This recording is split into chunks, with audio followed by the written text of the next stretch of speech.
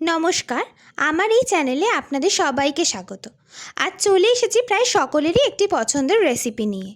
আর গরম ভাতে সর্ষে দিয়ে ভাপা চিংড়ি হলে তো আর কোনো কথাই নেই।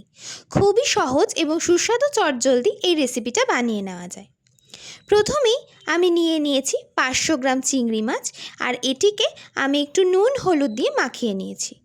এরপর একটা মিক্সার গ্রাইন্ডারের বাটিতে 2 চা চামচ কালো সর্ষে, 2 চা চামচ সাদা সর্ষে, স্বাদ মতো নুন এবং 100 গ্রাম টক দই দিয়ে ভালো মতো একটা পেস্ট বানিয়ে নিয়েছি। এখানে মনে রাখবেন, কালো সর্ষে আর সাদা সর্ষের পরিমাণটা সবসময় 1:1 রেশিওতে দিলে সর্ষের পেস্টটা কিন্তু তেতো ভাব আসে না।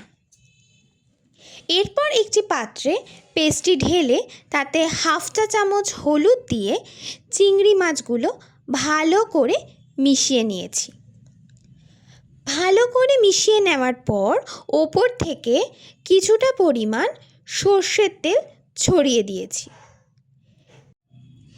এরপর 4টে কাঁচা লঙ্কা চিড়ে ওপর থেকে দিয়ে দিয়েছি। পাত্রের ঢাকনাটা খুব ভালো করে আটকে একটা কড়াইতে পরিমাণ মতো জল নিয়ে তার ওপরে স্ট্যান্ড বসিয়ে পাত্রটাকে রেখে প্রথম 5 মিনিট হাই ফ্লেমে এবং পরের 8 থেকে 10 মিনিট লো টু মিডিয়াম ফ্লেমে ঢেকে রাখতে হবে। এবার গ্যাসের ফ্লেমটা বন্ধ করে 10 মিনিট মতন রেস্টে রাখতে হবে। ব্যাস, তৈরি হয়ে গেছে চিংড়ি ভাপা।